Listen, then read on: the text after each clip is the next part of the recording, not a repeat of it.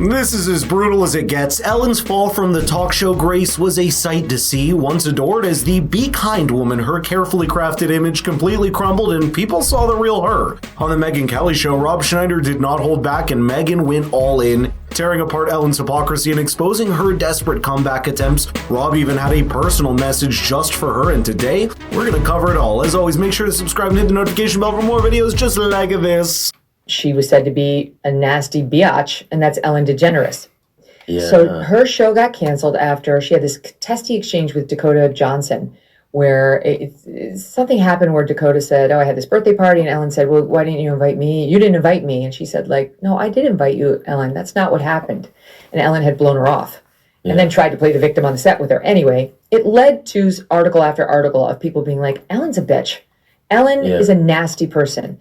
And all these staffers started to come out, not for nothing, but I know a guy, I know him very well, whose sister worked for her, who said, you were not allowed to make eye contact with Ellen in the halls of that show.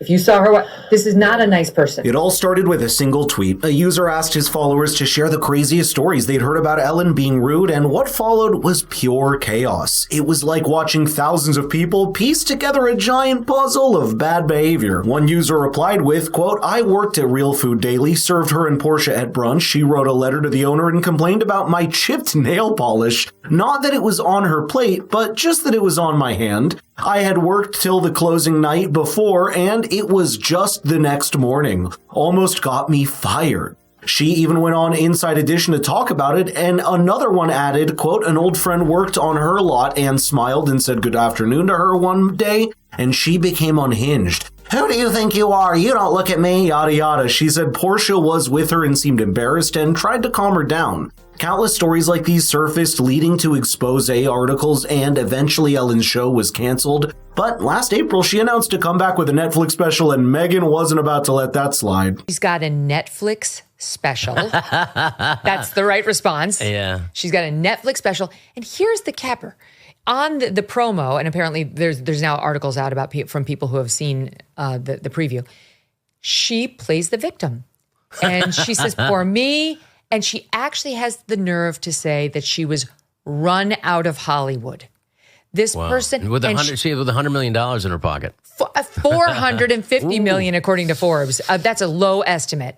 Yeah. Because so now she's out there saying, I was run out of Hollywood. She's actually reportedly complaining about how hard it is for women in America with the double standards. Look at Oprah, how hard it is for her. Oh, she's got, 10 houses, Ellen DeGeneres? Michelle Obama, look how hard it is for women in America. They're hurting. Well, that net worth is up to $500 million, according to Celebrity Net Worth, and she's basically a real estate shark flipping multi-million-dollar homes like it's a hobby. But to Megyn's point, playing the victim is the only move that she knows. How else is she supposed to convince people that she's not the bad person here? When the backlash hit, Ellen tried to shift the blame, making it seem like she had no idea what was happening behind the scenes of her own show. But acting clueless didn't cut it, because simply put, multiple employees and guests had the same complaints for years. Rob had a special message for her, and the way he put it, well, it's simply amazing. I think everyone should have a chance for reconciliation. I don't think Jesus exempted anybody. And so I do, while it does, because I have been allowed back in, but I don't hold any grievance and resentment. It's very important. And I would just say for Ellen, the resentment, you have to know, you have to get over resentment to whatever addiction or addictive qualities happen. To get over it, you have to deal with resentment and address it. And then otherwise you're going to fall back into the same pattern. And I think also to admit your mistakes. Of all people on earth to be feeling sorry for herself, Ellen DeGeneres should not be on the list. She should at least, but make a real apology and do it. There's no apology. It's just woe is me. I was run out of Hollywood as she speaks from this grandiose stage on Netflix. And this is exactly why, despite Hollywood's attempts to cancel Rob, he's still a respected voice. The man tells it like it is, and people appreciate that. But Ellen didn't take his advice at all. Instead of owning up to anything, she turned the whole situation to a joke. In her Netflix special, she sarcastically said she was kicked out of show business for being mean. As if that's the only thing that people had a problem with. Nice try. The stories weren't just about her being rude, they painted a picture of a toxic work environment filled with fear and intimidation. By the way, I've noticed you haven't liked the video or subscribed to the channel yet, so what are you waiting for? Now, even Rosie O'Donnell shared her own story about Ellen, and it's kind of sad. Why were you never a guest on Ellen's show during its 20-year run? Were you really never? Never. Did they not ask? No.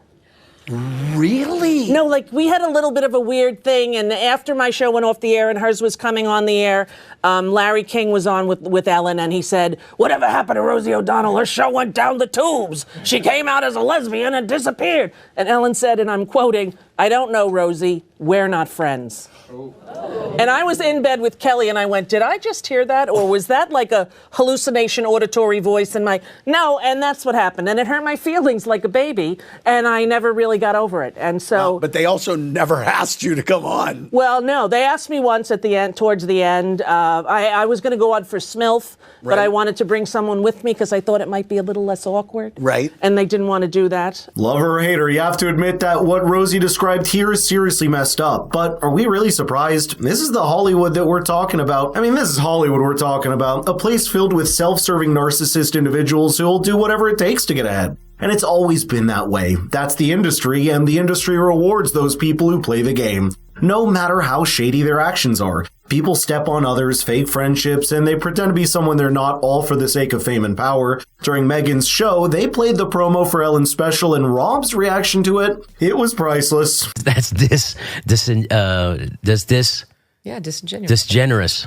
That's disgenerous. Well, I think you should, I mean, there's certainly no lack of, I don't sense any humility No. in that. No, and no one cares that now she's dealing with chickens. It's like, all right, You're a normal $450 million Right. person. And by the way, I guarantee you she's Who's worth taking a care lot of her more. chickens? I guarantee, what's that? You guarantee what? She's worth a lot more yeah, than yeah. $450 million. Her art alone. And like those talk show hosts. Her devil-worshipping art alone. It's just, it's too much. I can't stand these rich celebrities who want us to feel sorry for them. We don't, right? It's like all those you saw, like Julia Roberts on the Oprah special with Kamala Harris, like, oh, and Meryl Streep. Like, I know, winning over the hearts of people who live in gated communities everywhere.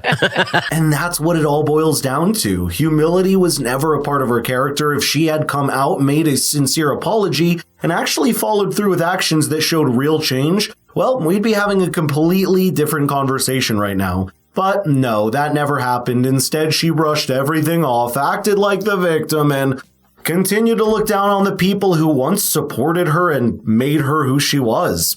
It's clear she sees herself as above you. I say good riddance, and hopefully we won't have to sit through yet another comeback attempt by her. But I'd love to know your thoughts here, so let's get the conversation rolling in the comments down below. And if you like the video, please share it with your friends and family. It really helps us reach new people and grows faster. Thank you so much for watching. I'll see you in the next one.